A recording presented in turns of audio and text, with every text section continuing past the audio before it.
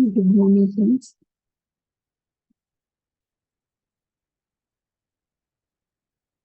So మనం daily ఒక challenge పెట్టుకుంటున్నాం. మొదటి రోజు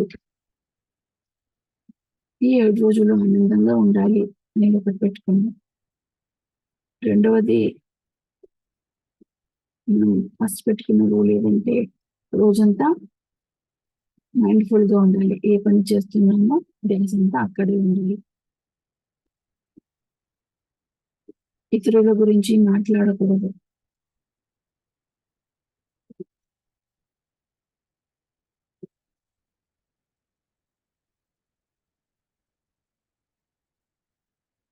మూడవది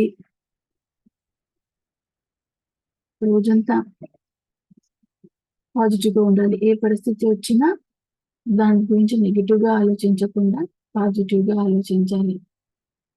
ప్రతి ఒక్క పరిస్థితి, ప్రతి ఒక్క వ్యక్తి మనకు ఏదో ఒకటి ఖచ్చితంగా నేర్పిస్తుంటారు. మనం ఏదో ఒకటి నేర్చుకోవడానికి అక్కడ ఖచ్చితంగా ఉంటుంది అనేది మనం గుర్తుపెట్టుకోవాలి. నాలుగవది నో కంప్లైంట్స్.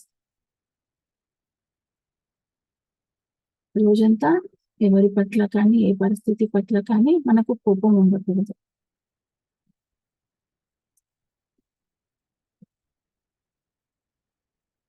కంప్లైంట్స్‌లో ఇన్ఫర్మేషన్ ఇవ్వడం వేరు. అంటే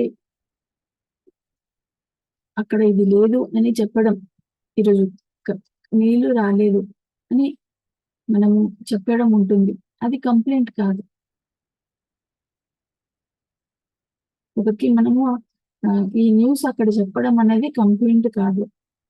అవసరమైన న్యూస్ చెప్పడం కంప్లెయింట్ కాదు. కంప్లెయింట్ అనేది ఎప్పుడొస్తుందంటే, ఈ ఎండాకాలం అబ్బా! ఈ గవర్నమెంట్ సరిగ్గా లేదు, నీళ్లు సరిగ్గా రాలేదు అని మనము కంప్లెయింట్ చేసుకుంటూ ఉంటాం. కూర్చుని ఆహ్, ఆహ్, చింత చేస్తూ ఉంటాం. సో, అదంతా కంప్లెయింట్ కిందకొస్తుంది. వీళ్ళు సరిగ్గా లేరు, వాళ్ళు సరిగ్గా లేరు, వీళ్ళు బాగుండుంటే ఇంకా బాగుండేది. నీళ్ళు వచ్చుంటే బాగుండేది. ఈ ఎండ వల్ల ఏం కావట్లేదు.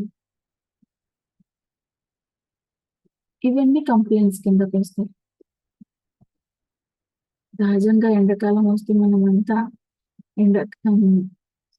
బాగా కంప్లెయింట్ చేసుకుంటాం ఎండాకాలానికి.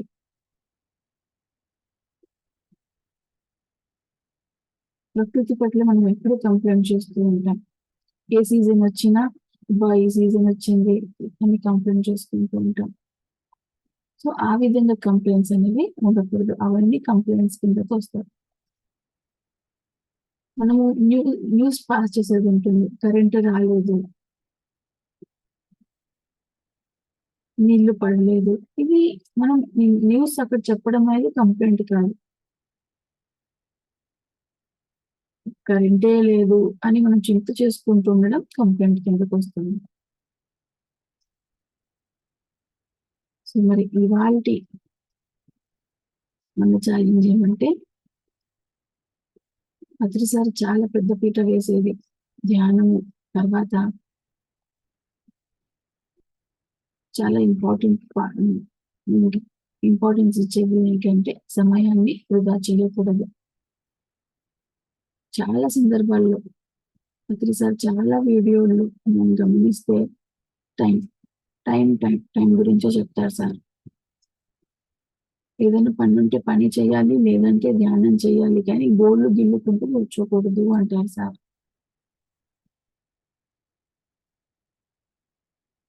సో, సార్ ఇంకా చాలా సందర్భాల్లో ఏం చెప్పారంటే ఆహ్, నేను డబ్బులున్నాయి కదా అని ఒక రూపాయిని తీసుకుపోయి కాలువలో వేశాననుకోండి, అప్పుడు నన్నేమంటారు?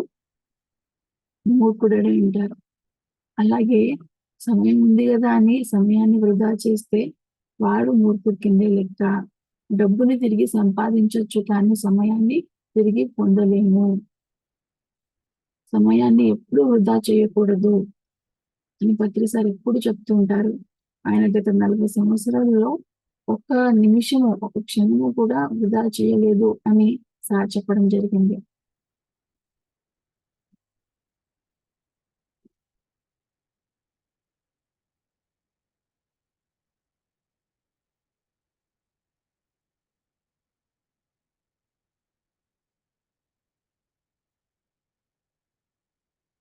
సో, ఈరోజు మన టార్గెట్ సమయాన్ని వృధా చేయకూడదు.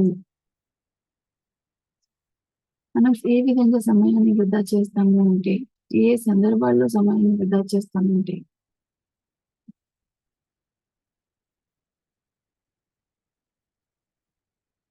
పని గురించి విపరీతంగా ఆలోచిస్తూ, అనవసరంగా కాసేపు ఎక్కువగా మాట్లాడుతూ,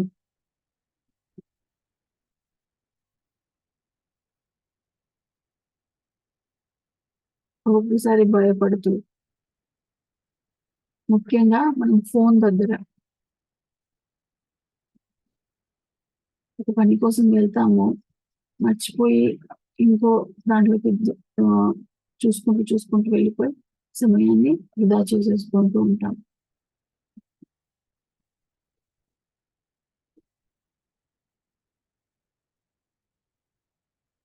సో, ఈ రోజంతా మన టార్గెట్ ఏమంటే సమయాన్ని వృధా చేయకూడదు.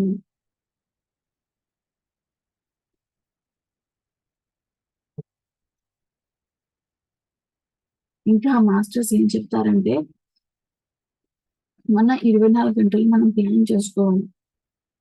ఈరోజు నేను ఏమేం చేయబోతున్నాను? ఏమేం చేయాలి? అది ప్లాన్ చేసుకోవాలి.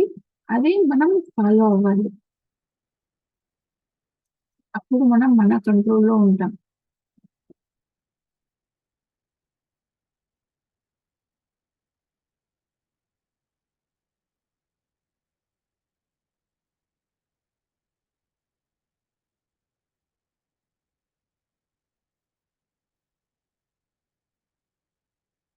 సో, ఉదయం ఇది చేస్తాను, ధ్యానం చేస్తాను, తర్వాత పలానా పనులు చేస్తాను, తర్వాత ఏం చేద్దాం, తర్వాత ఏం చేద్దాం. సో, ఆ ప్లాన్ చేసుకుందాం ఇవాళంతా మనం. సో, సమయాన్ని వృధా చేయకూడదు అంటే మన దగ్గర ప్లాన్ ఉండాలి. ఆ ప్లాన్ ఉంటే మనం ఆ ప్లాన్‌ని ఫాలో అవ్వాలి. ప్లాన్ అనేది లేకపోతే మనం ఏం చేస్తామంటే, ఏది పడితే అదే అలా, ఎలా పడితే అలా చేసుకుంటూ వెళ్తూ ఉంటాం.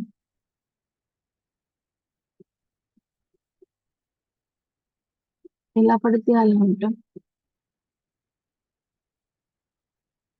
నేను ఏదో పని చేస్తున్నానులే, టైమ్ వేస్ట్ చేయట్లేదు అనుకుంటాం. కానీ ఒక స్ట్రక్చర్ లాగా ఉండదు. కానీ ఎప్పుడైతే ప్లాన్ చేసుకుంటామో, ఆ ప్లాన్‌ని ఫాలో అయిపోతామో, మనకు చాలా కాన్ఫిడెన్స్ వస్తుంది. మనము ఒక పద్ధతిలో ఉన్నట్టు మనకనిపిస్తుంది.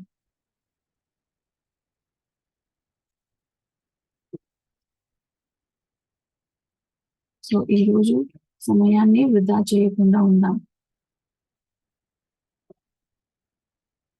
ఈ 24 గంటలు ప్లాన్ చేసుకుందాం. అందరం కళ్ళు మూసుకొని చెప్పుకుందాం. అప్పుడు మనం స్ట్రాంగ్‌గా చెప్పుకుంటాం.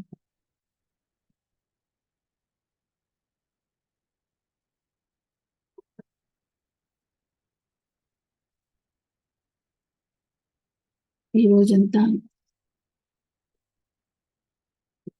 సమయాన్ని వృధా చెయ్యము. ఈ రోజంతా 24 గంటలు మనం ప్లాన్ చేసుకుందాం. ప్లాన్ చేసుకుంటాం. ఈరోజు నేను సమయాన్ని వృధా చెయ్యను. 24 గంటలు ప్లాన్ చేసుకొని, ఆ ప్లాన్ ప్రకారం ఫాలో అవుతాను.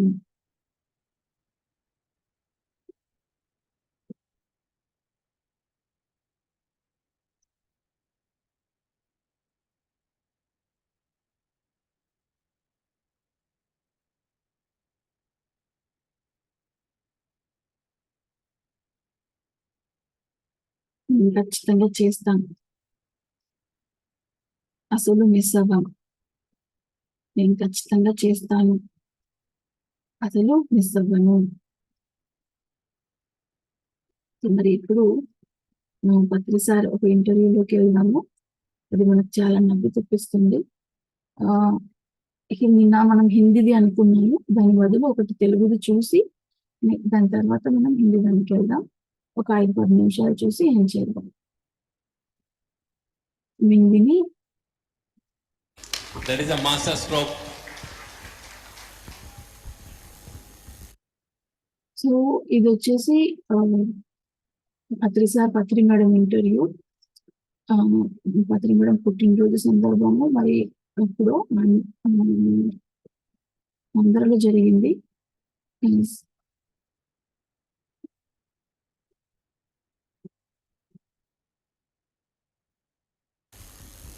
Yes, Dana. నాకు you started. Yes. సార్ మీరు ఫస్ట్ టైం పత్రి మేడంని ఎప్పుడు చూసారు, ఎక్కడ చూసారు?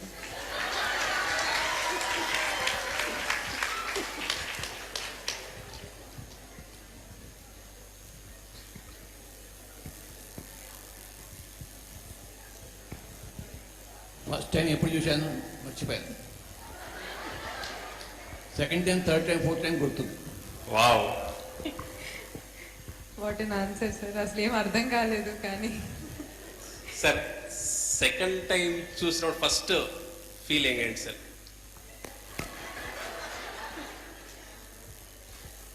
ఈ అమ్మాయిని వలలో వేసుకుందామని.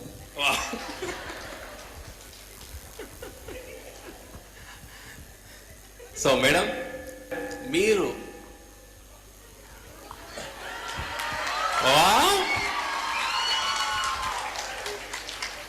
So madam, sir first time గుర్తులేదు, సెకండ్ టైం చెప్పారు.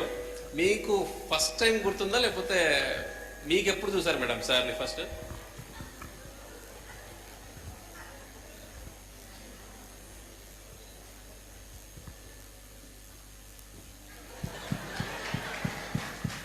మేడం పర్వాలేదు, సెకండ్ టైం ఉన్నా సరే చెప్పండి. ఆవిడ సరిగ్గా చూసుంటే నేను చూసుకునేది కాదు. చూడకుండా వలలో పడి. మేడం నిజమేనా మేడం? ఎప్పుడు చూశాను?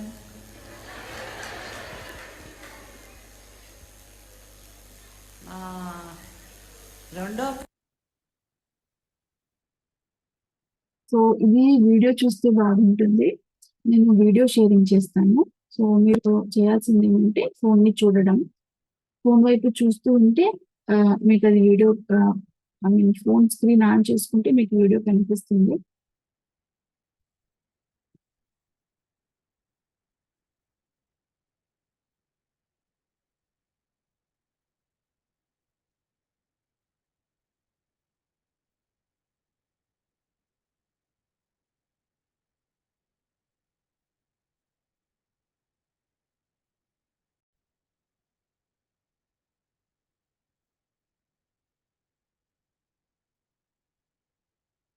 మా అందరికీ కనిపిస్తాను అనుకుంటున్నా.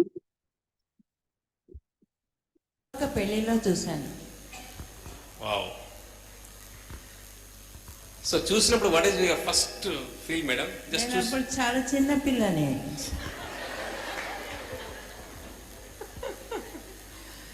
సో మేడం, పత్రి సార్స్ ఫేవరెట్ డిష్ ఏంటి మేడం మీ దృష్టిలో? వంకాయ కూర, కాకరకాయ కూర. సార్ కరెక్టేనా సార్? ఆవిడ చెప్పిన మంది నాకు ఇష్టమే. Wow. So Dana, any questions from you? పత్రి మేడంలో మీకు బాగా బాగా బాగా నచ్చిన ఒక thing, anything, what you like the most?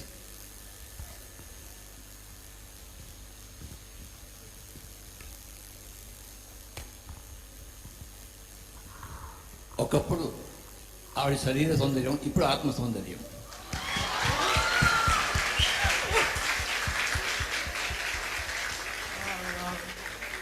Sir really open minded అంటే మీరే సార్. నేను ఉన్నది ఉన్నట్టు మాట్లాడతాను రై. Yes sir. అలాగే మేడం మీకు నాకు మీకు మీకు సార్లో బాగా బాగా బాగా నచ్చిన విషయం? మేడం మీరు కూడా అప్పుడు ఇప్పుడు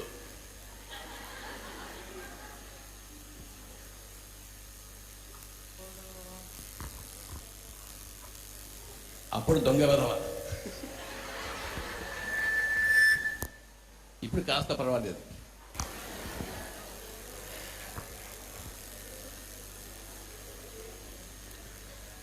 అలా ఏం లేదు, దొంగ వేగం కాదు.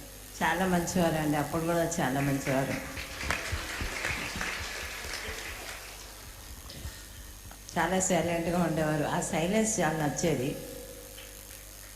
ఇప్పుడు చాలా మాట్లాడేస్తున్నారు, అది నాకు నచ్చటం లేదు. మేడం సార్, పత్రి మేడం గారు చేసిన వంటల్లో మీకు బాగా నచ్చే వంట ఏది సార్? ఆవిడ వంట చేస్తే కదా నాకు నచ్చేది. వంట చేసేది నేను, తినేది ఆవిడే. మేడం పోనీ సార్ వంట చేస్తున్నారు కదా, సార్ వంటలో మీకు బాగా నచ్చిన వంట ఏంటి? ఆయన ఎక్కువ నూనె పోసేసి చేస్తారు, అందుకని నాకు నూనె పోయకుండా చేస్తే వంకాయ కూర ఇష్టం. చేస్తారు. సరే కానీ ఇంకా నేను తీసుకుంటాను, నువ్వు అమ్మ కూర్చో. మంచి ఇక్కడ over to Patri sir, give a big clap.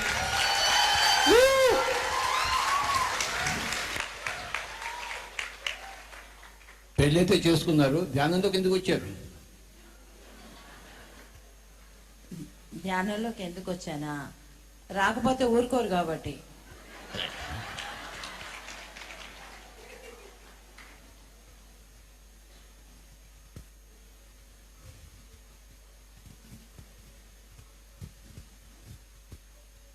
Questions లేవు ఆయన దగ్గర. ఇక్కడ ఉన్న వాళ్ళందరికీ మా అమ్మగారి గురించి చెప్పాలి.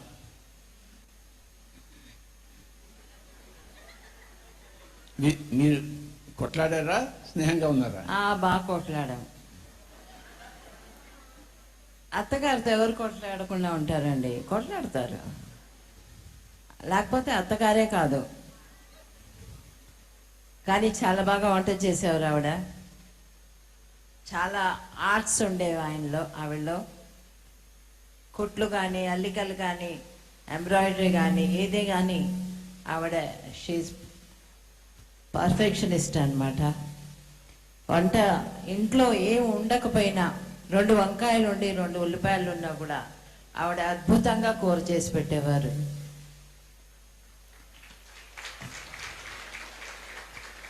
మన ఇంట్లో 10 కూరలు మనకు అలా కూరగాయలు ఉన్నా కూడా అంత రుచిగా చేయలేమేమో, అంత బాగా చేసి పెట్టేవారు.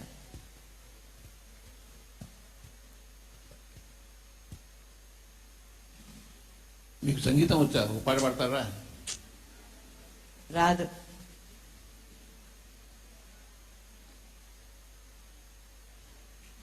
సంగీతం నేర్చుకున్నట్టున్నారు కాసేపు, కొన్ని రోజులు నేర్చుకున్నట్టున్నారు సంగీతం. అవును, కొన్ని రోజులు నేర్చుకున్నాను. పినాక్ పాండే గారు అని ఆయన గురువు గారు, ఆయన కూతురు నేను కలిసి కొన్నాళ్ళు ఇంటికే వచ్చేవారు. గురువు గారు సంగీత మాస్టరు, వాళ్ళ దగ్గర నేర్చుకున్నాను. ఏముంది, ఒక వర్ణాలు, జంట స్వరాల దాకా ఏమన్నా నేర్చుకున్నానేమో, అంతే, ఇంకేం లేదు. కొన్నాళ్ళు వీణ, అది కూడా అంతేను. ఆటలు ఏమాడతారు? షటిల్ బాగా ఆడతారా? షటిల్ బాగా ఆడతానండి. ఆడేదాన్ని, ఇప్పుడు కాదు, ఆడేదాన్ని. TT ఆడేదాన్ని, shuttle ఆడేదాన్ని. షటిల్లో అయితే డిస్ట్రిక్ట్గా బయటకు వెళ్ళి వెళ్ళేవాళ్ళం. డిస్ట్రిక్ట్ లెవెల్లో ఆడేదాన్ని.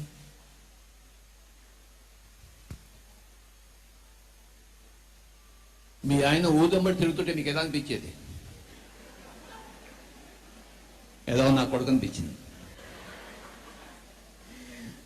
ఏమనిపించేది? ఫస్ట్లో అయితే నచ్చేది కాదు, ఏంటి ఊరిగా ఒళ్ళమ్మ తిరుగుతున్నారు, ఒక ధ్యానం చెప్తే ఏమొస్తుంది ఈయనకి, హాయిగా ఇంటి పట్టున ఉండొచ్చు కదా, మంచి భోజనం చేసి పడుకోవచ్చు కదా, అలా అనిపించేది.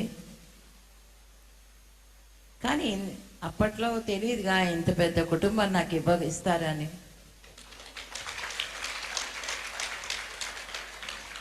ఇప్పుడు అద్భుతంగా అనిపిస్తుంది.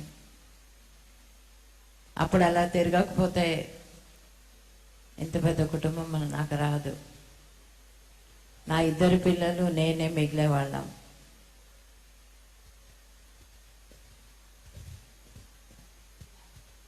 మీ పిల్లల గురించి చెప్పండి. నా పిల్లలు చాలా చాలా చాలా గొప్పవాళ్ళండి. ప్రతి తల్లి అలానే అంటుందిలే. కరెక్టే, అది ప్రతి తల్లికి పిల్లలు గొప్పవాళ్ళే. అది ఏమైనా కానీ అది కరెక్ట్. అది అలా అనుకోవడంలోనే గొప్పతనం ఉంటుంది. అదే తల్లి భావన అంటే.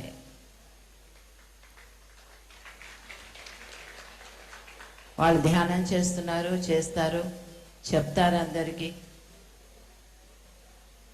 ఎంతో సిస్టమ్స్ ఉన్నాయి వాళ్ళకి. ఏదైనా కూడా సిస్టమాటిక్ లైఫ్గా వాళ్ళు లీడ్ చేస్తున్నారు. ఇదంతా కూడా మా అత్తగారి ఇంట్లో ఆ సంస్కారం అక్కడి నుంచి వచ్చిందండి. మా అత్తగారి ఇంట్లో చాలా మంచి సంస్కారాలు మా అత్తగారు నేర్పించారు. మా మామగారు కానీ, మా మామగారు చదువులు, మా అత్తగారి సంగీతము, ఇలాగ ఇంట్లో వాతావరణం అలా ఉండేది కనుక అక్కడ పుట్టిన వాళ్ళే కాబట్టి వాళ్ళకి అవన్నీ అబ్బాయి ఒక పద్ధతి, ఒక డిసిప్లిన్, ఒక నిజాయితీ, ఎక్కడ కూడా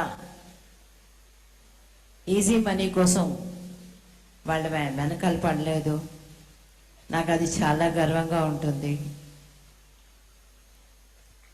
మా అత్తగారి ఇంట్లో కూడా, మా అత్తగారి వైపు కుటుంబం అంతా కూడా అంతే. చదువులు, సంగీతము, న్యాయము ఇవే ఉండేవి.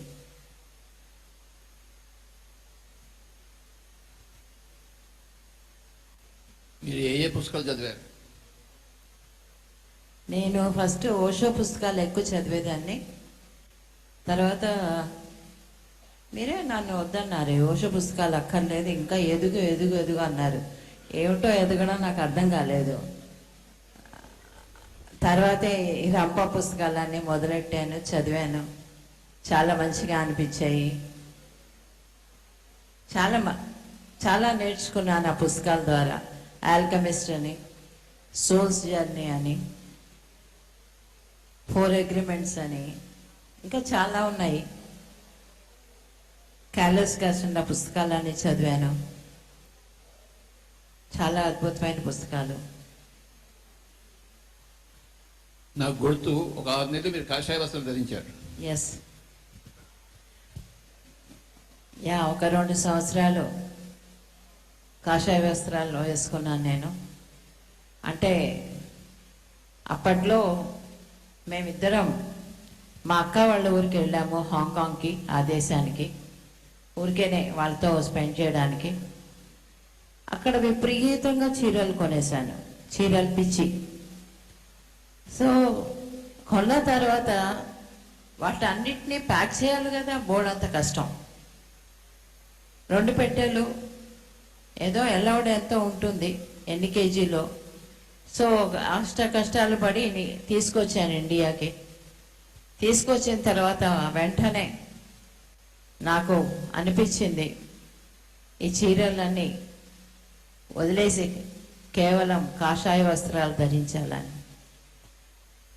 నాకు అప్పుడు అర్థం కాలే ఏం చేయాలి. ఎన్ని చీరలు తెచ్చాను కదా, కానీ అప్పట్లో దాచిపెట్టుకోవాలి, ఎవరికి ఇవ్వకూడదు, నా కోసమే ఉంచుకోవాలి అనేది. ఇంకా ఫ్యూచర్లో నేను ఏమన్నా ఈ చీరలు అవసరం వస్తాయేమో అని కూడా ఆలోచించలేదు. నేను అన్నీ దానం చేసేసాను, మొత్తం అని.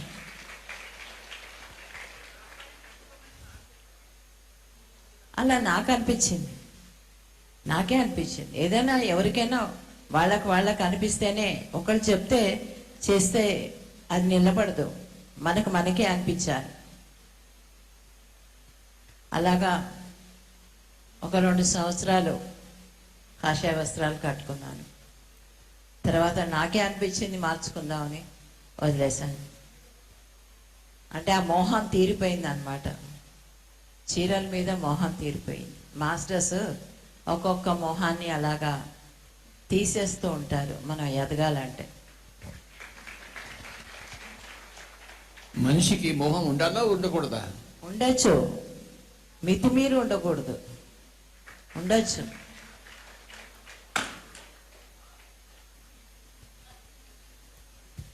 మనిషి ఎంతసేపు ధ్యానం చేయాలి? ఎంతసేపు అన్నా చేయొచ్చు. వాళ్ళ శక్తి ఎంతసేపు కూర్చోవాలంటే అంతసేపు చేయొచ్చు. 24 గంటలు చేయొచ్చు, 22 నిమిషాలు చేయొచ్చు, వాళ్ళ ఇష్టం. ఒక ఎక్స్పీరియన్స్ చెప్పండి. ఆ సెన్స్ ఆర్గన్స్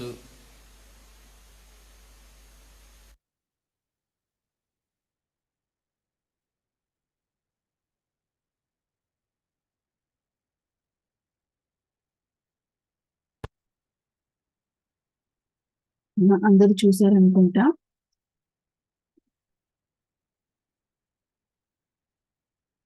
సో అన్మ్యూట్ చేసుకునే అవకాశం ఇవ్వబడింది.